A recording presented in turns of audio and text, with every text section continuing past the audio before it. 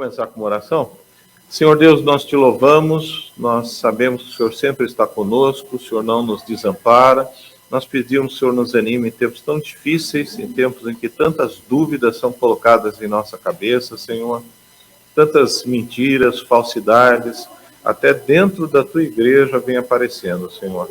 Nós pedimos que o Senhor realmente nos oriente, que o Senhor mantenha no direcionamento correto da tua sabedoria, da tua fé, da tua ética, Senhor. Que nós possamos ser sal, luz, nesse mundo tão difícil. Te agradecemos porque temos um espaço ainda para ler a tua palavra, meditar, para questionarmos também, Senhor, qual é a verdade. Pedimos tudo isso em nome de Jesus. Amém. Abra comigo em Lucas, capítulo 3, versículos de 7 a 14. João Batista, ele é o último profeta do Antigo Testamento. Ele não tem uma mensagem do Novo Testamento. Ele é considerado por Jesus o maior dos profetas, tá? João Batista, ele deixa bem claro a ética do Antigo Testamento, que continua sendo aplicada no Novo Testamento. Não muda muita coisa. E uma coisa muito interessante é que a gente não pode separar Antigo e Novo Testamento. Quando você começa a ver o Antigo Testamento e ler o Antigo Testamento, que ele é mais difícil de entender do que o Novo, você vai ver que a maior parte do Novo Testamento simplesmente é citação do Antigo. Ele simplesmente transforma por uma linguagem. E uma linguagem que não é muito simples. Por quê? Porque ela é uma linguagem de outra cultura, de outro tempo e escrita em outra língua. E muitas vezes você tem problemas até de tradução e de interpretação. Vamos começar, acompanhem comigo. Lucas capítulo 3, versículo 7. Lembrar sempre que você deve entender os evangelhos como uma biografia de Jesus. Deve entender que é uma narrativa, então uma história gostosa de ler. E você vai interpretar qual é a mensagem.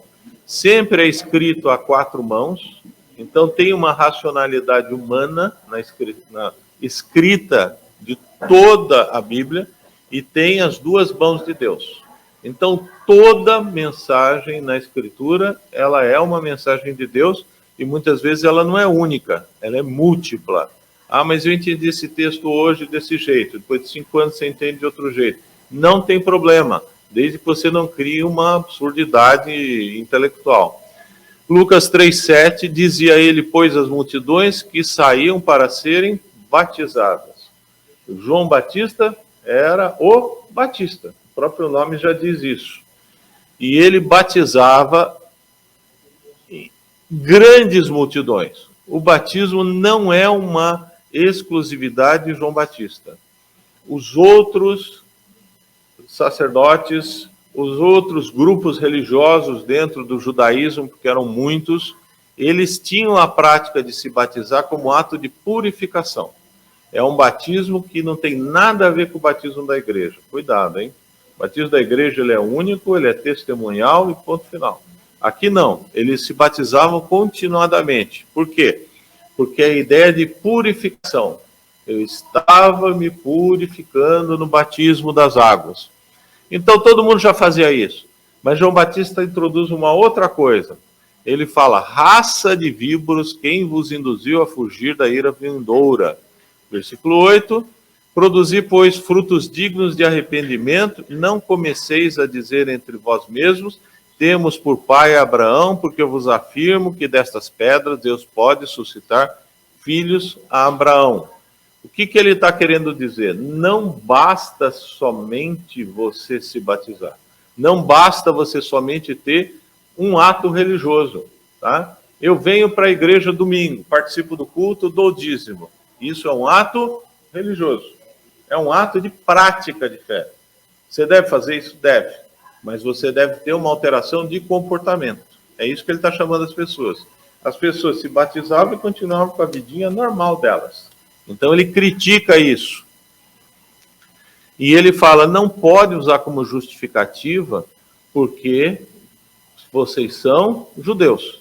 A gente não pode usar como justificativa que nós somos membros de uma igreja batista. Nós temos que mostrar frutos, mostrar conduta, mostrar comportamento. Isso é válido para a igreja hoje em dia? Lógico que é. Tanto que essa mensagem está incluída no Evangelho de Lucas, como narrativa importante para nós. E o versículo 9, também está posto o machado à raiz das árvores, toda árvore, pois, que não produz bom fruto, é cortada e lançada ao fogo. Isso é uma figura de linguagem, tá? Significa que a qualquer momento nós podemos ser submetidos a juízo. A qualquer momento Deus pode nos chamar. A gente perde a salvação? Não. Mas a Escritura fala que nós vamos ser julgados por mérito. Qual mérito que você tem? O que você fez na sua vida cristã? Não no sentido de competição, mas no sentido espontâneo, no sentido que você faz no seu dia a dia. E a Escritura chama muita atenção que você faz isso por amor. Não é algo que você vai fazer por obrigação. E versículo 10, que é a pergunta óbvia, as multidões entenderam o que ele falava? Não, entenderam absolutamente nada. Olha o versículo 10. Então as multidões o interrogavam, dizendo, que havemos, pois, de fazer? Eles não entenderam. Eles não entenderam que João Batista está chamando para quê? A Escritura, o ponto central sempre vai ser salvação. O segundo ponto é sabedoria. O que é sabedoria? Como eu vou ganhar dinheiro? É importante ganhar dinheiro? É, a Bíblia fala que é. Você tem que pagar as contas, você tem que sustentar a sua família, você tem que ajudar as pessoas dentro e fora da igreja. Sabedoria é isso. É tudo. É como educar filhos, é como você se comporta, como você se relaciona no casamento. A Escritura tem isso. E é interessante que as pessoas largam a sabedoria da Escritura, e a gente tem livros só disso, e vão procurar aqueles livros famosos, 7 Passos para a Felicidade. Como ficar milionário em 3 anos. Diga, Marcelo. Muitos copiam da Bíblia, é verdade, tá? Eu tenho um livro interessante, que ele é um cristão, ele é um administrador, eu não sei, nem está vivo, porque é antigo esse livro, deve ter uns 15 anos. O livro dele era Administração em Neemias. Ele dava curso de administração baseado nos princípios que está no livro de Neemias. Então é muito interessante. Eu fiz, já no século passado, não vou falar o ano, na transição, vai melhor, um MBA de administração na FAAP. Aí teve um evento fantástico que eles foram fazer para o Brasil inteiro, televisionado, trouxeram um professor. Aí ele veio falar sobre como você deve formar sua equipe de trabalho. E ele falou, você deve formar um grupo estrito, você deve conviver com eles 24 horas, e você deve dar vida por eles, e você deve se programar para se retirar e deixar esse grupo trabalhar sozinho. Alguém já ouviu essa metodologia? Tá? Eu falei, puxa, eu estou vindo aqui para escutar isso. E um monte de gente batendo palma. Então a Escritura tem uma série de coisas que trabalham nesse sentido. Uma das coisas que eu aprendi, dentro dos modelos que a gente teve de consultório, a gente acabou adotando um modelo que é um pouco diferente. A gente contrata uma estagiária, testa ela 2, 3 anos e depois contrata. E dentro das meninas que a Lisete faz a entrevista, ela escolhia umas que eram um pouco difíceis. Algumas tinham dificuldade de escrever, algumas tinham dificuldade de falar, algumas tinham dificuldade de entender o que a gente falava, porque essa é a realidade educacional que a gente vive, tá? Aí me veio o seguinte, Davi montou um exército fantástico, não montou? Tá? Quem lembra qual era a característica que tinham os soldados de Davi? Eram todos formados em academias militares? Eram todos socialmente bem aceitos? Mas tem uma característica, qual que é, Silvia? A Silvia vai falar, qual que é? Quem sabe?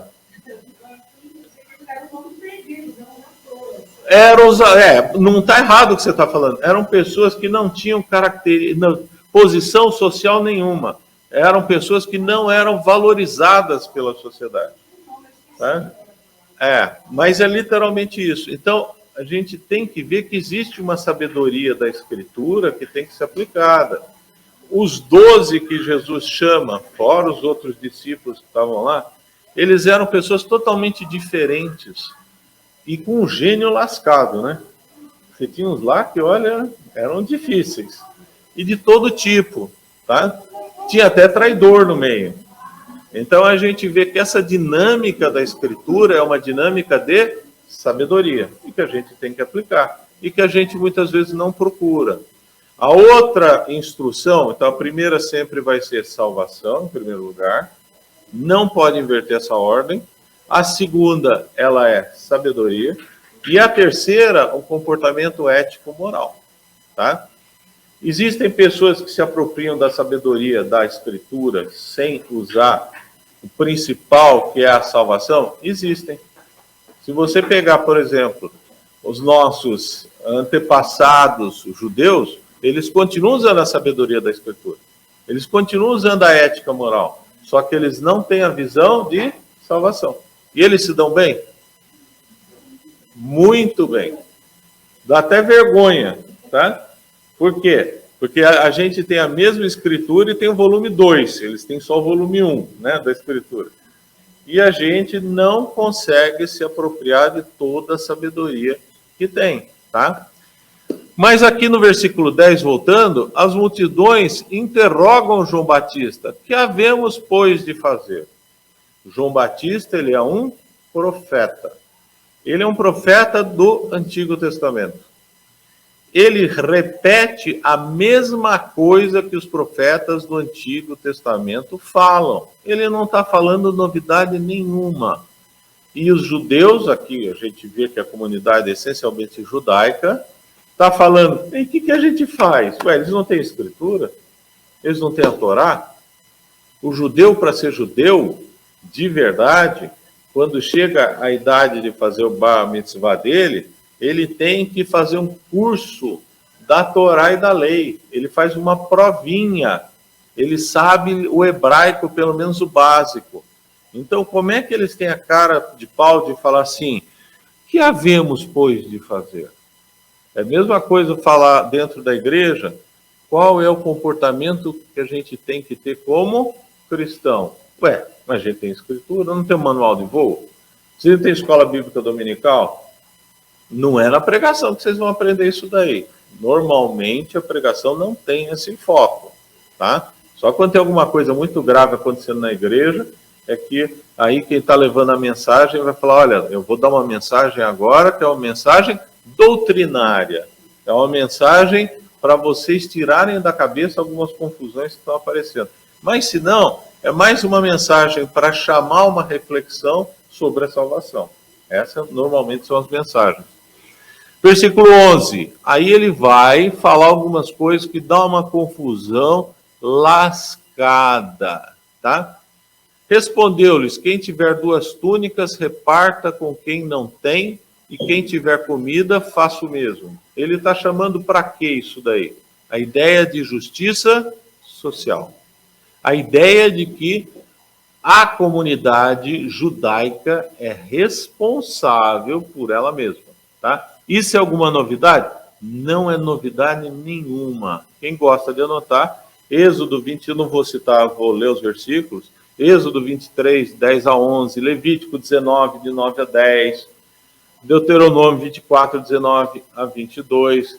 Ele fala que a responsabilidade pelos pobres é da própria comunidade, não é do governo. E aí começa uma grande divergência que tem. Você é responsável pelos seus próximos. Primeiro cuidado que a gente tem é com a igreja. Se alguém estiver passando alguma dificuldade na igreja, o que a gente tem que fazer? Ajudar. Tá? A ideia do ano sabático, já ouviram falar disso? Tá? Dentro das ordens da lei do Antigo Testamento, você tem que existir o sábado da terra. Então, 6 anos eles plantavam, cultivavam e tiravam as coisas da terra. No 7º ano, eles não deveriam fazer isso, tá? Por quê? Era um princípio que no 7º ano, que eles chamam de ano sabático, se perdoariam as dívidas. Olha só que legal, você está devendo no banco, você fica perdoado, tá? E você poderia colher tudo que fosse dado pela terra. Tudo que fosse produzido seria para as pessoas pobres. E é o seguinte, no Antigo Testamento, e próprio Jesus fala em João 12:8, que a pobreza sempre vai existir, tá? As Nações Unidas colocou o projeto que a pobreza vai se extinguir no ano de... quanto? 2030, muito bom. Isso é verdade? Não. Por quê? Porque pobreza não é uma situação simples. Pobreza tem gente que perdeu tudo na vida porque fez besteira, tem gente que é pobre porque tem doença, tem gente que tem pobreza porque não tem capacidade de trabalho. Então, é amplo as causas da pobreza. Agora, o que o Antigo Testamento chama atenção para a justiça social é que não deve existir fome. E aí tem uma particularidade muito interessante. O Shabat, ou o ano de descanso da terra, cada 7 anos a dívida era perdoada. Dos judeus e não judeus? O que vocês acham? Só dos judeus. Então, a preocupação com a comunidade, tá? Então, dentro da comunidade, você tinha negócios? Tinha. Você fazia penhora? Tinha. Você fazia empréstimo para fazer as coisas? Você não podia emprestar juros, mas você podia emprestar. Mas tinha. E você não colhia o fruto, não colhia o que a terra produzia para a alimentação do pobre. Aí vem uma pergunta, mas então em Israel só não deveria existir pobreza a cada 7 anos? Ou fome a cada 7 anos? Não, isso é um princípio, porque a gente tem citado em outra passagem do Antigo Testamento, que eu citei para vocês, que você deveria sempre ter na tua casa uma reserva de alimentação e de bens para o levita e para aquele que passasse fome. A gente consegue resolver a pobreza segundo a Escritura? Jamais. Mas a gente consegue evitar que as pessoas passem fome. Isso é uma realidade, tá? Uma coisa interessante, isso é uma atribuição do governo individual. Individual, tá? Tudo que o governo faz, ele faz mal, não é verdade? Tá? E a gente não deve transferir essa responsabilidade. E aqui João está repetindo toda a proposta dos profetas: quem tiver 2 túnicas, reparta com quem não tem. Qual é a ideia da túnica? Isso é uma figura de linguagem. Vestimenta. Israel, tem gente que não tinha roupa. Se vem o inverno e a pessoa não tem roupa, o que acontece? Morre de frio. Então, a responsabilidade pelo próximo. Lembra que existe primeira preocupação dentro da comunidade, e o Antigo Testamento, ele é um profeta do Antigo Testamento, fala do estrangeiro. O estrangeiro é aquele que ficava dentro de Israel e não era judeu. E quem tiver comida, faça o mesmo, tá? Ideia da justiça social. E aí foram os famosos publicanos. Vocês sabem o que é publicano? Não precisa explicar, né? Todos sabem. O romano era muito esperto, tá? Então o romano tinha um tipo de dominação que ele ia, dominava o país, quebrava o exército, destituía o rei que não agradava a ele, punha um rei indicado, um rei que era simpático e falava: os impostos sou eu que cobro. Ah, é? Ele mandava cobrador de imposto? Não, ele não fazia isso. Ele fazia um leilão da cobrança de impostos. Então ele chegava, olha, esse bairro do Brooklyn, eu quero receber de imposto 10 milhões de reais. Ah, tá bom. E ele colocava um edital, leilão. Estou leiloando os impostos a serem cobrados do bairro do Brooklyn por 10 milhões. Aí os ricos iam lá e faziam o quê? Iam para o interventor romano, tinha o leilão, eu dou 10, eu dou 11, eu dou 13, eu dou 14, eu dou 15. Eles compravam o direito de cobrar impostos. E eles eram judeus. Olha como os caras eram espertos, tá? Se ia se revoltar, revoltava com o pessoal da casa. E eles forneciam o exército se a pessoa não pagasse o imposto. E aí o que ele está falando? E é um chamado de publicano. Qual dos evangelistas era publicano? Mateus. Mateus era publicano, tá? E aí, Zaqueu também é. Zaqueu também, mas Zaqueu não era o evangelista. Eu estou falando do evangelista só para dizer como era comum. Quer dizer, essa história de que o judeu não cobrava de judeu não é bem assim também não, tá? Foram também publicanos para serem batizados e perguntaram-lhes, mestre, que havemos de fazer? E ele responde, não cobreis mais do que o estipulado. Qual que é a ideia? Ele comprou a cota. Tá, eu vou colocar uma margem. Ah, eu comprei por 10, eu vou cobrar 11. Mas é lógico que tinha publicano que cobrava. O pessoal que estuda economia da época considera que Israel recolhia em torno de 60% do imposto. Tá? E não tinha serviço nenhum. A gente também recolhe 40% e não tem serviço nenhum. Né? Mas até aí... Então, ele está chamando para uma ética. Ele não vai contra a cobrança dos impostos. Isso que é interessante. Ele não vai contra a estrutura governamental. Você não vê no Novo Testamento uma revolta contra o sistema instituído. Mesmo quando Jesus é chamado, Jesus é cobrado. Devemos pagar imposto para os romanos? Lembra dessa passagem? Ele fala, mas que moeda circula aqui? Circula uma moeda romana. Então, por que vocês estão me perguntando isso? O certo é a economia romana. Não tem por que eu criar uma nova economia. Então, a gente sempre deve manter a nossa ética, a nossa moral. Não quer dizer que a gente vai se abster de tomar atitudes, mas a gente deve sempre considerar que o reino ideal de Deus é futuro. Não tem ilusão que a gente vai ter um reino humano perfeito, porque não vai ter. Nunca na história da humanidade teve isso, tá? Também soldados lhe perguntaram, e que faremos? E eles disse, a ninguém maltrateis. Qual que é a ideia de maltratar? Qual que é a ideia de maltratar? Soldado. A gente está vendo agora de novo nos Estados Unidos, em Atlanta, um que morreu, bateram no cara, tá? E agora eles não podem nem falar que é racismo, que os policiais que bateram eles também eram negros, né? Então, a ideia de... Ele fala, soldados, a ninguém maltrateis. Não use a sua autoridade em excesso. São 3 situações que ele está falando diferente. Não deis denúncia falsa e contentai-vos com vosso soldo. Por que isso? Corrupção existe na polícia? Existe mesadinha, tá?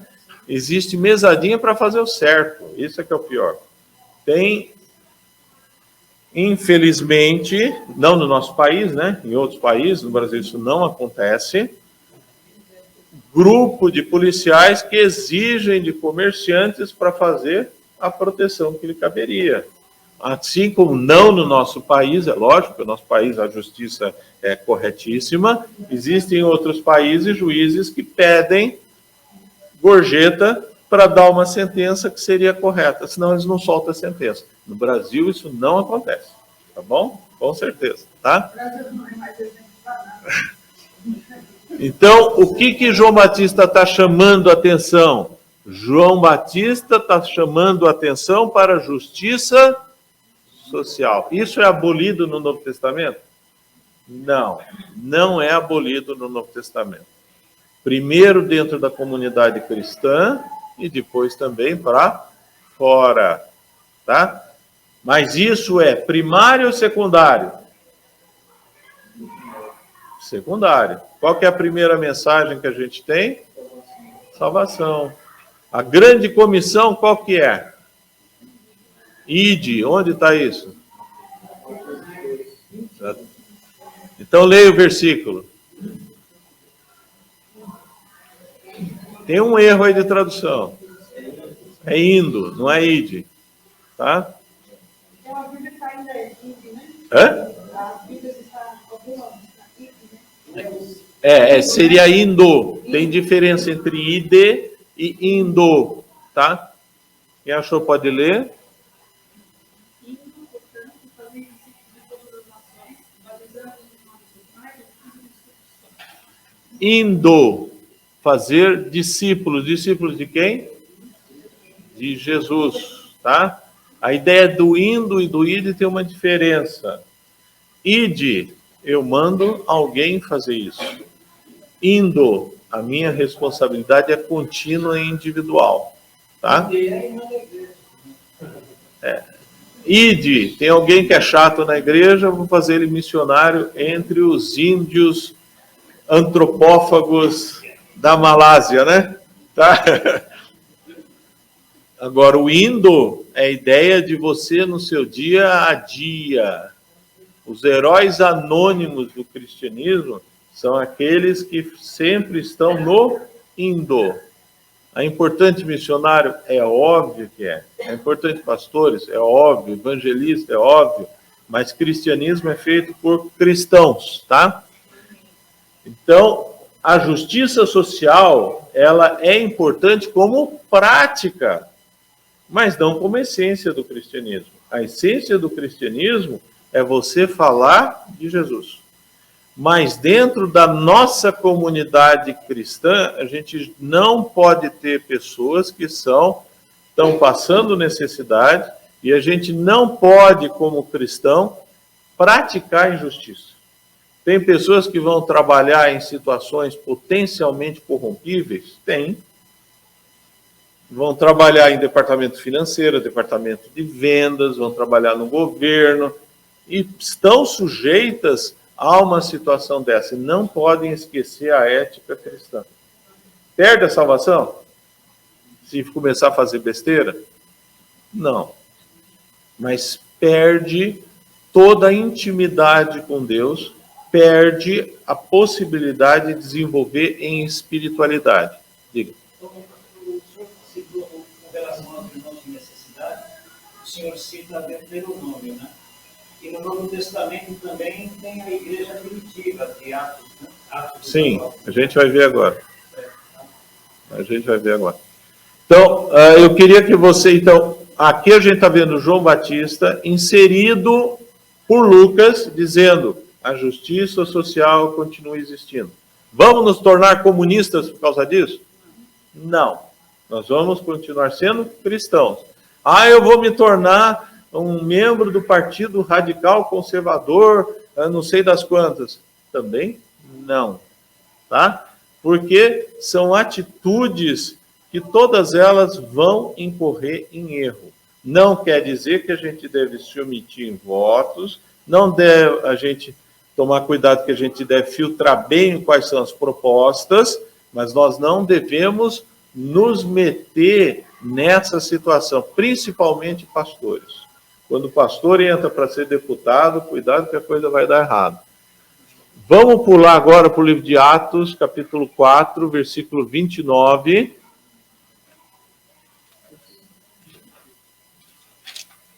Os 5 primeiros livros da Bíblia que eu falei para vocês são livros biográficos, tá? Se vocês interpretarem assim, vocês conseguem entender melhor. Atos 4, 29. O livro de Atos é a biografia de quê? Ou de quem? Do Espírito Santo é uma boa indicação. alguns outros autores vão falar que é da igreja, tá? Eu prefiro a ideia do Espírito Santo. E é um livro interessante, porque enquanto os outros livros terminam assim, tchau, tchau, te vejo na próxima, beijos, abraços, o livro de Atos, ele fica como se está aberto, está continuando. É um livro que ainda não terminou de ser escrito. Então, dentro da narrativa que Lucas emprega, ele deixa claro que a história do Espírito Santo, ela continua atuando, tá? Atos dos Apóstolos, ou Atos do Espírito Santo, ou Atos da Igreja, tanto faz, capítulo 4, versículo 29, é um texto que é muito usado de maneira errada, tá? Vai falar sobre... cadê aqui?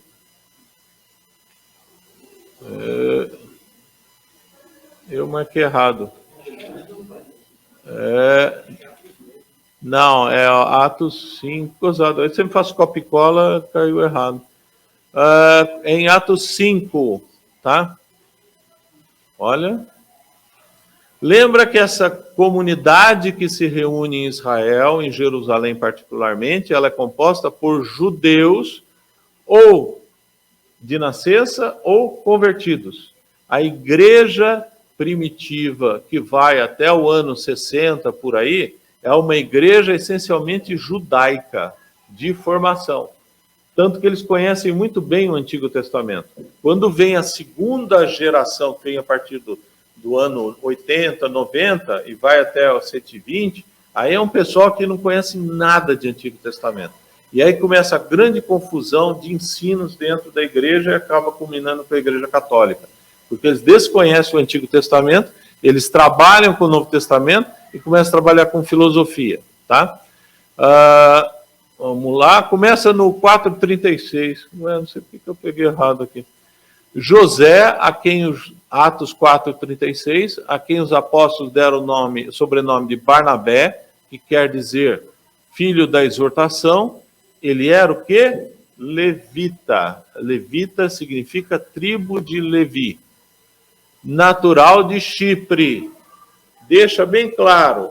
Lucas costuma dar endereço, RG, identidade, telefone. Ele é muito detalhista. E a maioria dos judeus não eram de Israel. Eles iam lá para as grandes festas, mas já tinha ocorrido a diáspora judaica no passado, tanto pela queda do Reino do Norte, como pela queda do Reino do Sul. Eles se espalharam pelo mundo inteiro.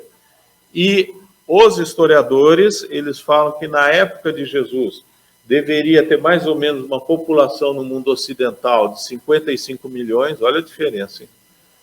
O mundo ocidental conhecido, você tira a Alemanha, tira a Suécia, tira a Rússia, porque isso não era conhecido, seria mais para o Império Romano, e que dessa população você tinha 10% de judeus. Então tinha judeu para dar com pau. E aí você vai falar, todos eram judeus de nascença? Não. Muitos eram não judeus, mas procuravam a religião judaica, porque a religião judaica era ética. As outras religiões eram muito malucas, vocês nem conseguem imaginar.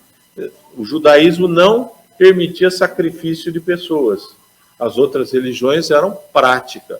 Então, a situação ética atraía muitas pessoas ao judaísmo. Isso continuou até mais ou menos o século VI, século VII. Daí um dos papas falou, o judeu não pode mais trazer ninguém para a sinagoga.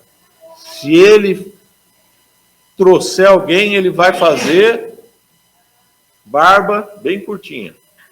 Por quê? Porque o judeu era proselitista. Proselitista é aquele que fala bem, que tenta atrair para o seu lado, tá? Quem aqui é corintiano? Vocês falam bem do Corinthians? Falam, pô, vem pro meu time? Não!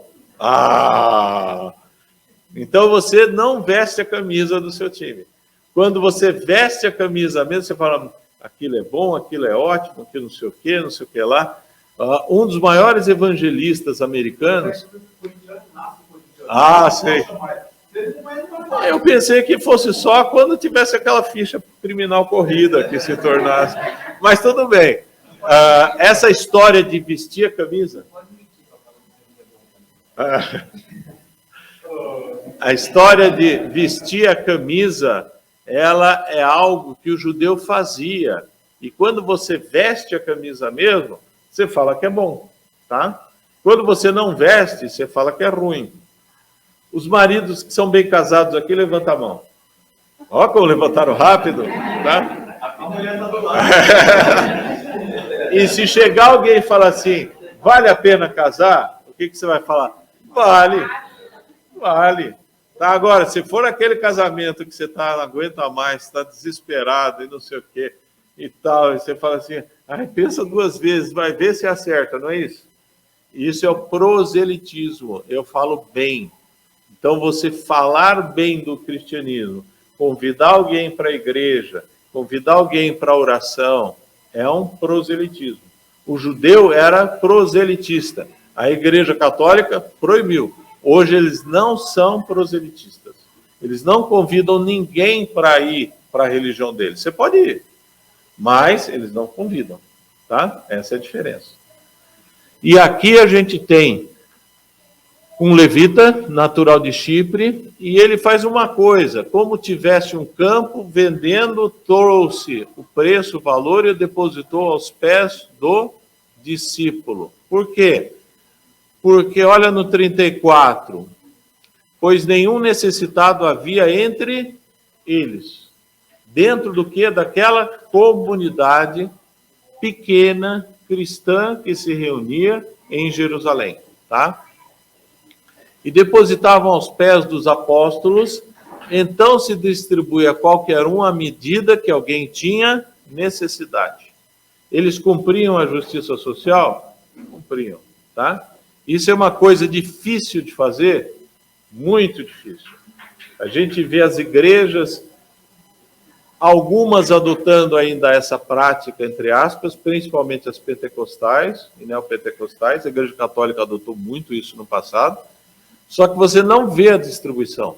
Você vê que eles trocam de jatinho, tem apartamento em Copacabana, tem apartamento em Campos do Jordão, não vou falar o nome, mas todos conhecem, tá? Tem helicóptero, casa na Europa, em Miami, né? Em Miami também. Então, mas era uma prática. Por quê? Porque os discípulos estavam fazendo o conceito de justiça social nessa época, tá?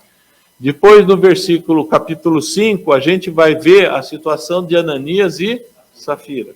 Eles eram judeus, quer seja de religião ou adoção? Provavelmente sim, tá? Porque é o início da igreja. E aí eles vendem um terreno, eles vendem uma propriedade, e eles vão e depositam aos pés de Pedro e falam, olha, tudo aqui que a gente deu. E o que Pedro chama a atenção do texto? Você deveria ter dado tudo. É isso que Pedro está falando? O texto chama atenção para a mentira. Você não pode mentir para o Espírito Santo, tá?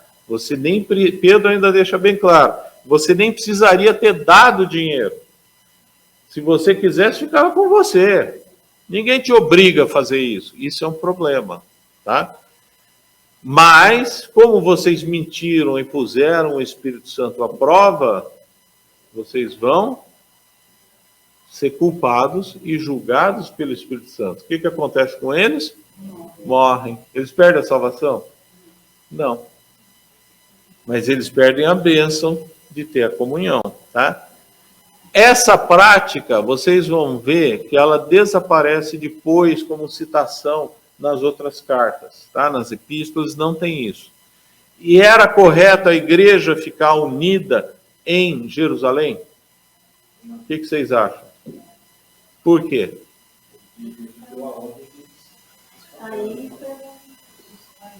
Certíssimo. Então, a ideia inicial dos convertidos, dos novos cristãos, ela não era correta. Eles não entenderam a ideia do indo, não entenderam a ideia de Atos 1:8, de propagar o evangelho a todas as nações. Tá? Por que que eles ficaram lá olhando para o umbigo deles? Tem outra coisa que é mais importante. Por quê? Por quê? Quando Jesus vai voltar? Na cabeça deles, vai voltar logo. Se ele vai voltar logo, eu vou ficar aqui. Concorda? Se Jesus vai voltar hoje, eu vou sair da igreja. Para quê?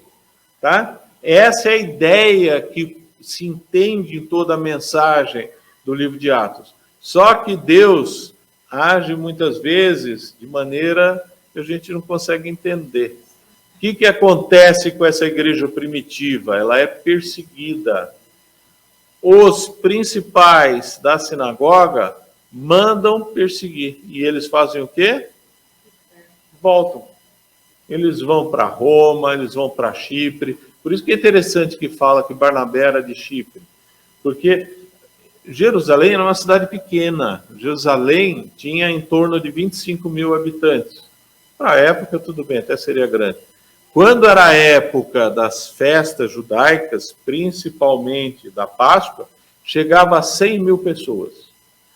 E o pessoal, quando a gente vê no início do livro de Atos, o pessoal escutando e vendo a mensagem de Pedro, os que se convertem são de regiões totalmente diferentes.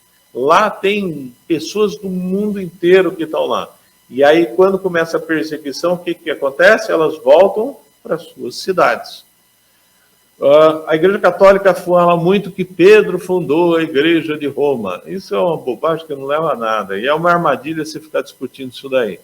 Provavelmente, quem fundou a Igreja de Roma foram os próprios judeus que se converteram, que estavam lá na Páscoa, na descida visível do Espírito Santo. Cuidado, porque o Espírito Santo já estava atuando, mas visível é um momento histórico, tá?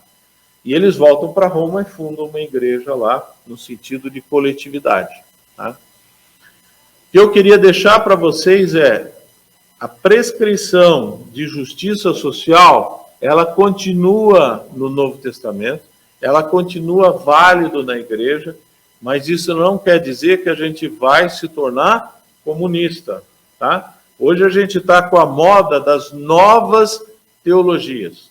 Então nós temos a ecoteologia, nós temos a teologia negra, nós temos a teologia feminina, nós temos a teologia do processo. Todas elas são teologias socialistas. Nós não somos socialistas, como nós também não somos conservadores. Nós somos o quê? Cristãos. Nós seguimos o que a Escritura fala. Quando tiver um grupo que se sobrepõe mais aos ideais cristãos, a gente tem que apoiar. Quando um que é totalmente contrário, a gente tem que ser resistente, tá? Como dar exemplo aí, eu termino, e aí semana que vem a gente vai para outro tópico. O partido que trouxe a prosperidade para a Alemanha, que mudou radicalmente a Alemanha e tornou na potência que ela é hoje, se chamava como? Alguém lembra disso? Quem lembra? Alguma coisa assim, Partido Social Democrata Cristão. Eles propunham o ideal social com o ideal cristão, tá? Hoje, como se chama esse partido? Eles tiraram o cristão. Então, uma tendência que precisa tomar muito cuidado, quando você começa a adotar esses ideais, entre aspas, socializantes, você se torna mais humanista e começa a esquecer a Escritura. Começa a esquecer uma ética e moral cristã. Hoje, a Alemanha está muito longe de ser um país cristão. Está muito longe de ser o país que começou a reforma. Está muito longe do que qualquer conceito que a gente possa considerar bíblico, tá? E a igreja no Brasil vai ser muito bombardeada por informação, por influências, por teologias estranhas. Então, sempre voltem para a Escritura, sempre meditem na Escritura, entendam o que a Escritura está falando realmente, tá? Alguma dúvida? Muita informação para vocês? Não? Tá? Então, nós somos cristãos. Nós não somos nem PL, PR, PT, P não sei das quantas, não interessa nada disso. Se vocês começarem a entrar nisso daí, vocês vão entrar numa desilusão lascada. Aí eu me sinto mal na situação que a gente vive agora, porque eu considero que só tem ladrão lá. É para se sentir mal mesmo. Mas a gente deve orar como povo de Deus, deve ficar esperto e lembra sempre de Jeremias 17, maldito do homem que confia no homem. Então a gente não deve confiar em homem, a gente sempre deve confiar em Jesus, em Deus e na palavra dele que não falha. Alguém termina em oração?